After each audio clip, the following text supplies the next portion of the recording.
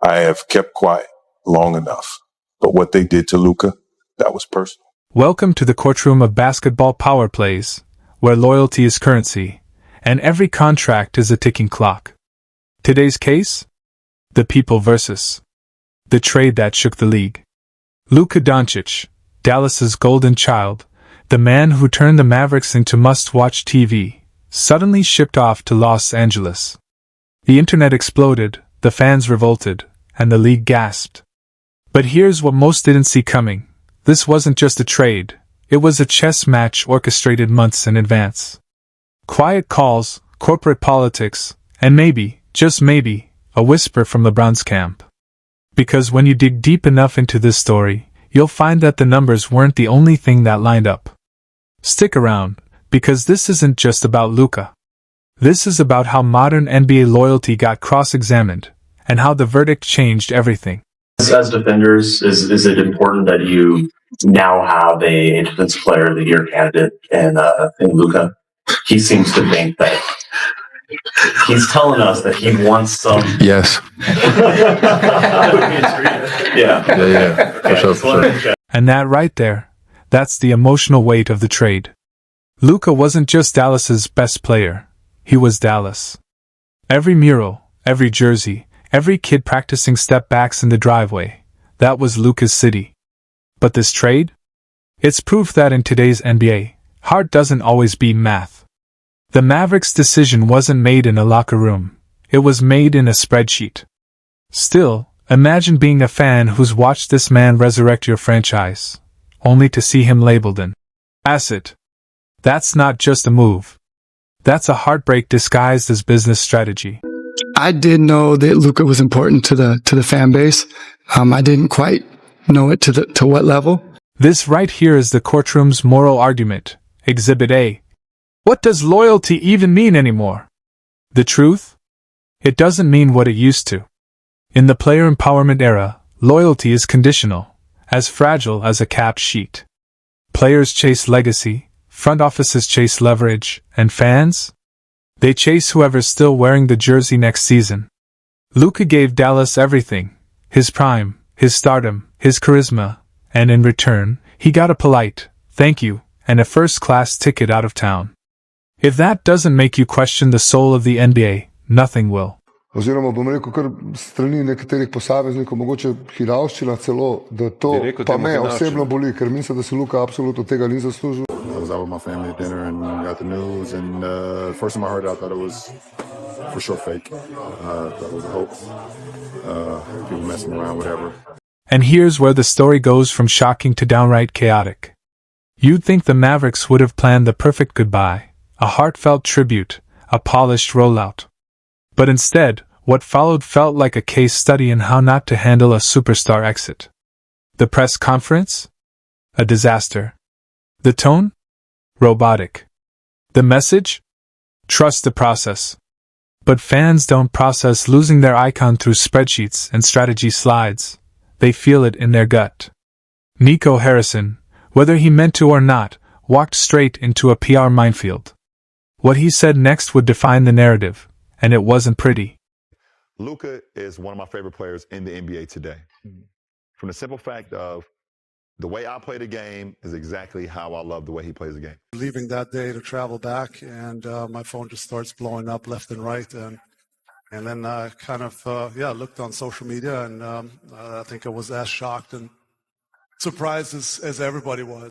And this right here is where the courtroom's gavel should have dropped. The Mavericks didn't just trade a player, they broke a bond. When your GM admits he didn't realize how much Luka meant to the city, it's like saying you didn't realize oxygen was important until you ran out.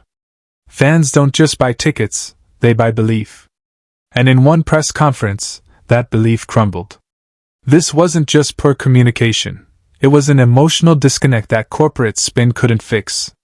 The fans weren't just mourning a player, they were mourning the version of the Mavericks they used to believe in. What I want Luka to the Lakers.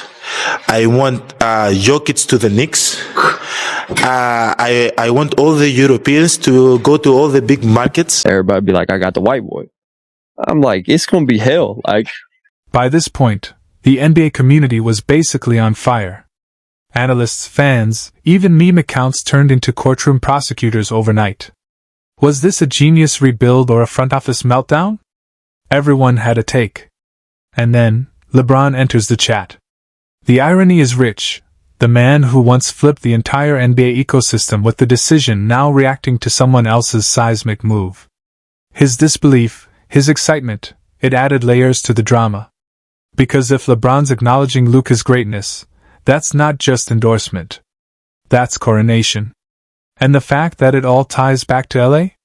That's the plot twist no one scripted. I was like, what? He said the Lakers got Luka. I was like, haha. You know, yeah. Yep. And literally, and he goes, they're trading AD for Luka. And I was like, F you. You know, Dallas fan, it hurts me, but I'm happy for him that he's going to be able to go out there and be in LA and get to try to achieve his dream of winning a championship.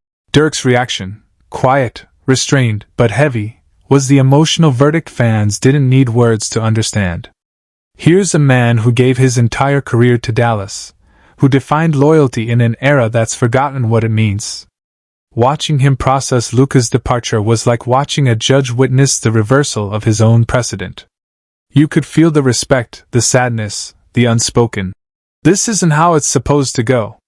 And maybe that's the hardest part, realizing that in today's NBA, even loyalty legends have to watch their legacies rewritten by the balance sheet. Yeah, I would have never thought Luka Doncic would get traded at this age, mid-season. Yeah, so the NBA is a wild place, man.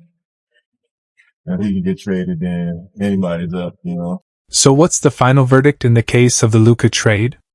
It's simple. This wasn't just about basketball. It was about power, timing, and the ever-blurring line between loyalty and leverage.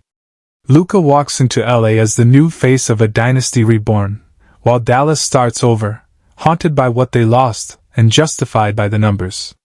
But the fans? They're left holding the emotional evidence, the highlight reels, the memories, the what-ifs. Then came Kyrie. His tone was calm, measured, even optimistic. But beneath that composure, you could hear the pain. Losing Luka wasn't just losing a teammate, it was losing balance. Yet Kyrie did what leaders do.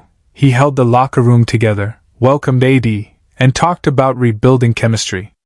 It was mature, it was genuine, and it showed that while Dallas lost its face, it hadn't lost its fight. So what's the final verdict? This was more than a trade, it was a turning point for the NBA's soul. Loyalty lost to leverage. Passion lost to politics. But evolution always costs something. Luka gets his Hollywood ending, Dallas gets its do-over. The fans? They're the real jury, and the verdict's still out. If this case hit you as hard as it hit the league, smash that like button, drop your verdict in the comments, and subscribe for more courtroom-level NBA breakdowns. Because in this league, justice isn't blind, it's traded.